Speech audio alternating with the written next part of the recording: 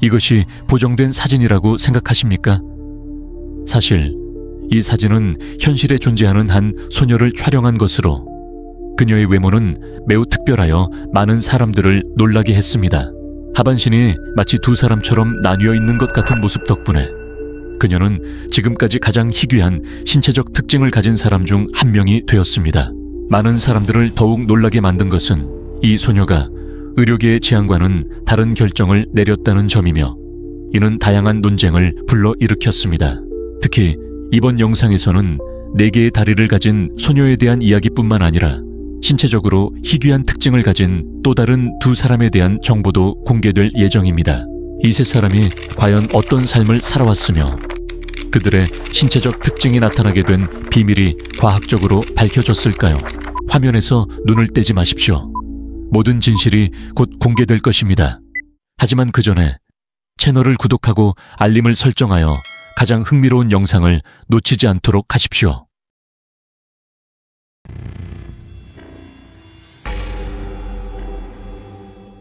비정상적인 신체를 가지고 태어났음에도 불구하고 우리가 이야기할 이 여성은 자신의 삶을 위해 최선을 다했습니다.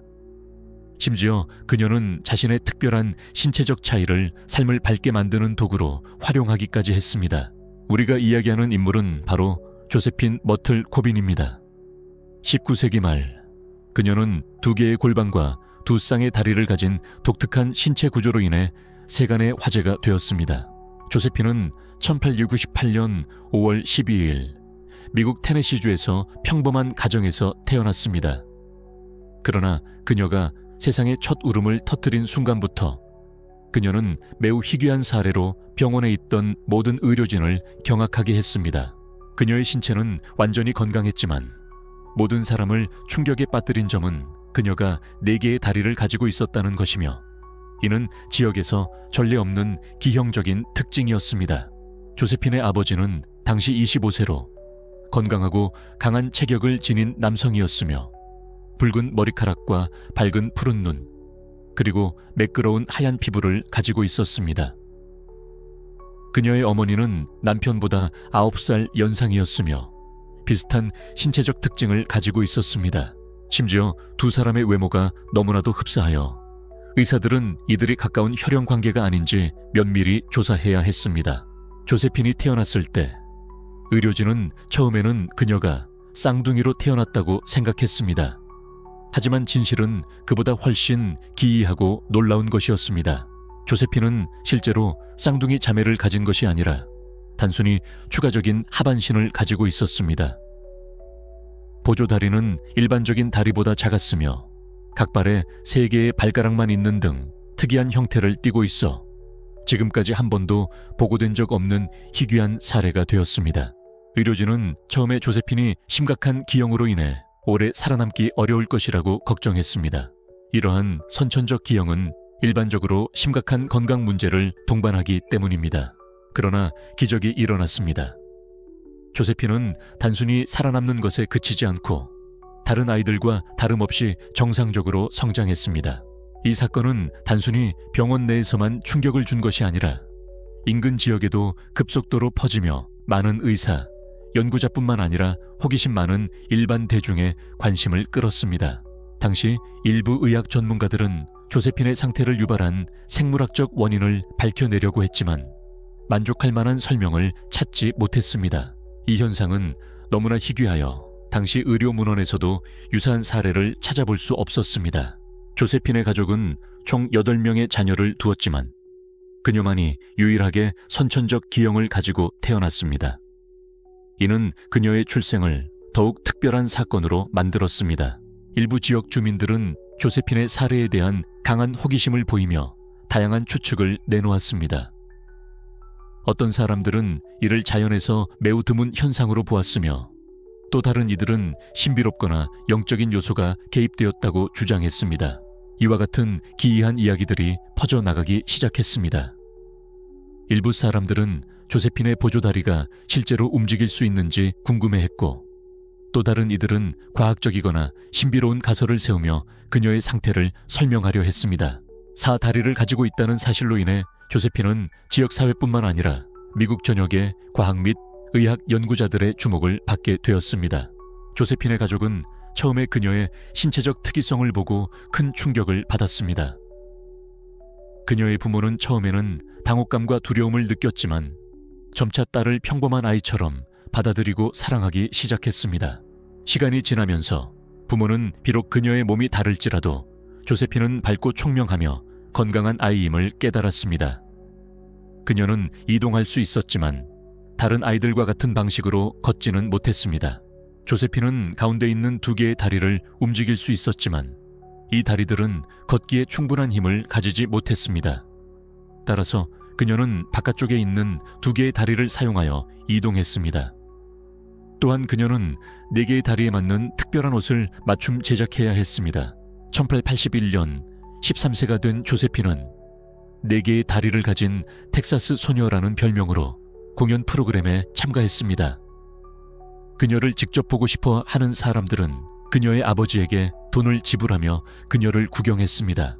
아버지는 딸이 가진 독특한 신체적 특징을 많은 사람들에게 알릴 기회를 발견했고 직접 전단지를 제작하여 배포하기 시작했습니다. 이 전단지에는 조세핀이 한여름의 햇살처럼 부드러운 성격을 가지고 있으며 언제나 행복하고 긍정적인 소녀라고 묘사되었습니다. 조세핀은 이러한 공연을 통해 점점 유명해졌습니다. 이후 그녀는 사람들이 자신을 찾아오기를 기다리는 대신 직접 도시와 마을을 방문하며 대중에게 공연을 선보이기 시작했습니다. 일정 시기에 조세핀은 일주일에 약 $450를 벌어들였습니다. 그녀는 자신의 독특한 신체적 특징을 활용하여 상당한 수입을 창출할 수 있었습니다. 이후 당시 유명한 한 서커스 단장이 그녀를 고용하여 서커스 공연에 출연시켰습니다. 그녀는 4년 동안 그곳에서 일하며 수천 명의 관객들에게 사랑받았고 이를 통해 점점 더 많은 돈을 벌었습니다. 조세핀은 사람들에게 매력적인 외모를 가지고 있으며 신체적으로 건강하고 다양한 일을 해낼 수 있는 여성이라는 평가를 받았습니다. 동료들은 그녀가 매우 영리하며 세련된 감각을 갖춘 음악 애호가라고 칭찬했습니다. 그렇다면 4개의 다리를 가진 이 여성의 삶을 알게 된 많은 사람들이 왜 그녀의 인생을 안타깝게 생각했을까요? 의사들의 분석에 따르면 조세핀의 보조다리는 발달이 완전하지 못한 쌍둥이의 흔적일 가능성이 있다고 합니다. 이는 의학적으로 매우 드문 사례이며 신체 일부가 정상적인 구조로 발달하지 않는 디피구스 증후군으로 알려진 상태입니다. 의사들은 조세핀에게 과도한 신체 활동을 삼가고 특히 출산을 하지 않는 것이 건강에 좋을 것이라고 조언했습니다. 그러나 그러한 조언에도 불구하고 조세핀은 자신의 열정을 계속해서 추구했습니다. 그녀는 그 이후에도 많은 사람들이 부러워할 만한 삶을 살았습니다. 18세가 되던 해 조세핀은 서커스 공연을 그만두기로 결심했습니다. 그녀는 클린턴이라는 유능한 의사를 만나 사랑에 빠졌습니다. 19세가 되던 해 조세핀은 클린턴과 결혼하였고 결혼한 지 약 1년 후에 임신 사실을 알게 되었습니다. 이 시기 그녀는 복통과 발열, 두통, 식욕 부진 등의 증상으로 인해 엘라베마주 블런치빌의 한 병원을 찾아가 건강검진을 받았습니다. 의사는 검진 결과를 바탕으로 조세핀이 특별한 신체 구조를 가지고 있음에도 불구하고 출산이 가능하다는 진단을 내렸습니다. 그러나 동시에 임신과 출산 과정에서 예상할 수 있는 건강상의 위험성에 대해서도 명확히 설명해 주었습니다. 임신 초기 3개월 동안 조세핀은 심각한 입덧을 겪었으며 의사들은 그녀의 건강 상태를 면밀히 모니터링했습니다. 그녀는 많은 건강상의 어려움을 겪었지만 강한 의지로 모든 난관을 극복해 나갔습니다. 결국 조세핀의 첫째 아이는 건강한 상태로 태어났으며 어떤 선천적 이상도 발견되지 않았습니다. 이후 그녀는 남편 클린턴과 함께 4명의 아이를 더 출산하였습니다. 출산 후 가정의 경제적 어려움이 커지면서 조세핀은 간혹 다시 무대에 올라 공연을 하며 추가적인 수입을 벌었습니다. 시간이 지나면서 조세핀의 사례는 전국의 의학 저널과 연구 논문에 계속해서 등장했지만 그녀는 대중의 관심을 뒤로하고 남편과 자녀들과 함께 텍사스에서 조용한 삶을 선택했습니다. 1928년 조세핀은 오른쪽 다리에 연쇄 상구균 감염이 발생했다는 진단을 받았습니다. 오늘날 같았으면 간단한 항생제 치료로 회복될 수 있었겠지만 당시에는 항생제가 개발되지 않았기 때문에 효과적인 치료 방법이 없었습니다. 결국 감염이 발생한 지 불과 일주일 후인 1928년 5월 6일 조세핀은 세상을 떠났습니다. 그녀의 유해는 텍사스주 클리번의 클리번 메모리얼 파크 묘지에 묻혔으며 시멘트로 덮여 보호되었습니다. 조세핀이 사망한 후 일부 연구자들과 기관들은 그녀의 신체를 연구하고 싶다는 요청을 했지만 가족들은 그녀의 사생활과 명예를 보호하기 위해 이를 강하게 거부했습니다. 조세핀의 부모는 그녀의 무덤을 직접 지키며 시멘트가 완전히 마를 때까지 여러 날 동안 곁을 떠나지 않았습니다. 그들은 딸의 영면이 존중받기를 바라며 외부의 간섭이 없는 안전한 장소로 만들고 싶어 했습니다. 현재까지도 조세핀이 왜 4개의 다리를 가지고 태어났는지를 두고 많은 논쟁이 이어지고 있습니다. 그러나 그녀의 삶을 알게 된 많은 이들은 그녀의 죽음을 안타깝게 여기고 있습니다.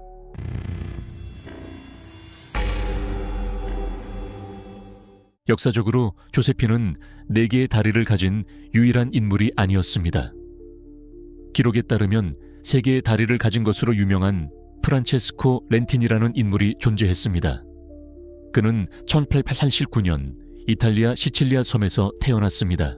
렌티니의 이야기는 단순히 희귀한 의학적 사례가 아니라 수많은 사람들에게 깊은 감명을 주는 강인한 인생의 여정이었습니다. 사실 렌티니는 조세핀과 마찬가지로 4개의 다리를 가지고 태어났습니다. 하지만 4번째 다리가 제대로 발달하지 않았기 때문에 사람들은 그를 3개의 다리를 가진 인물로 인식했습니다. 더욱 놀라운 점은 그는 16개의 발가락을 가지고 있었으며 2개의 생식기관을 모두 갖추고 있었다는 사실입니다. 렌티니의 3번째 다리는 다른 2 다리처럼 완벽하게 움직일 수 있었습니다. 당시 과학자들은 그의 신체 구조와 운동 능력뿐만 아니라 그의 심리적 영향에 대해서도 깊은 관심을 가졌습니다. 일부 저명한 외과 의사들은 렌티니에게 3번째 다리를 절단하는 수술을 제안했지만 그는 이를 거절했습니다. 그는 자신의 신체를 결함이 아니라 인생의 중요한 일부로 받아들이기로 했습니다. 렌티니의 부모는 그가 기형적으로 태어나자 그를 친척에게 맡겼습니다. 이후 그는 장애 아동을 위한 고아원으로 보내졌으며 이것이 그의 인생에서 가장 중요한 전환점이 되었습니다. 그곳에서 그는 시각장애인, 전신마비 환자, 그리고 다양한 장애를 가진 아이들을 보았습니다. 그는 자신이 여전히 운이 좋은 편이라는 사실을 깨닫게 되었습니다. 이러한 인식의 변화는 렌티니가 자신의 인생과 세상을 바라보는 방식을 완전히 바꾸었습니다. 그는 자신의 차별성을 약점이 아니라 강점으로 활용하는 방법을 찾기 시작했습니다. 8세가 되던 해, 렌티니는 가족과 함께 미국으로 이주하였습니다. 그곳에서 그는 언론의 관심을 한몸에 받았으며 사람들은 그에게 깊은 호기심을 보였습니다. 그러나 렌티니는 단순한 희귀 사례로 머물지 않았습니다. 그는 놀라운 신체 능력을 선보이며 사람들을 깜짝 놀라게 했습니다. 그는 3번째 다리를 이용해 축구 선수처럼 공을 차는 묘기를 보여주었으며 탁월한 운동신경을 가졌다는 평가를 받았습니다. 당시 기자들은 렌티니를 3다리를 가진 축구 선수라고 묘사하였고 일부 잡지에서는 그를 3개의 다리로 동시에 공을 찰 수 있는 놀라운 선수라고 소개했습니다. 그러나 그의 명성은 단순히 신체적 특징에서 비롯된 것이 아니었습니다. 렌티니는 따뜻한 성격과 뛰어난 언변, 그리고 유머 감각으로도 많은 사랑을 받았습니다. 그는 자신의 상황을 긍정적으로 바라보았으며 결코 비관적인 태도를 보이지 않았습니다. 어떤 사람이 렌티니에게 3개의 다리를 가지는 것이 불편하지 않냐고 묻자 그는 미소를 지으며 덕분에 균형을 잃을 걱정은 하지 않는다라고 답했습니다.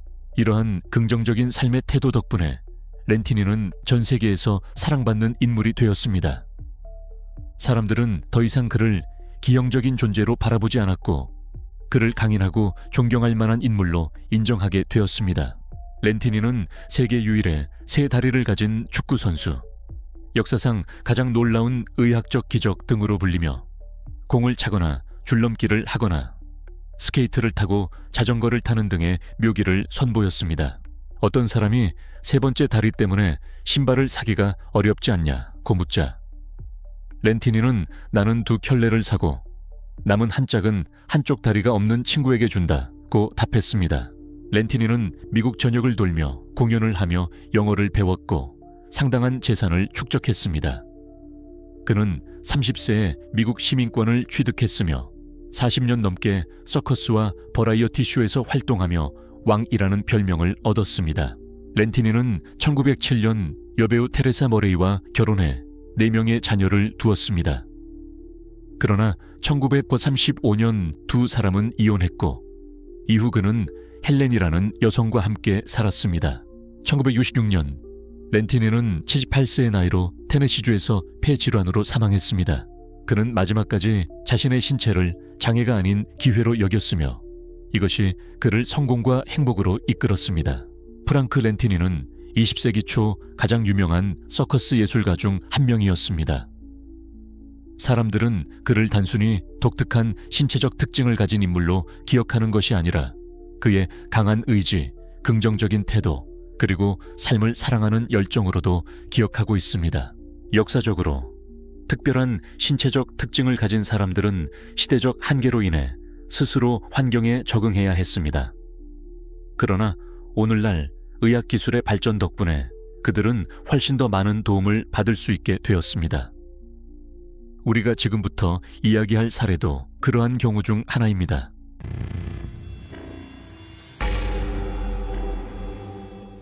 우리가 소개할 또 다른 특별한 신체적 특징을 가진 인물은 인도에서 태어난 소년 디팍 파스완입니다. 그는 인도의 가장 가난한 지역 중 한 곳에서 태어났습니다.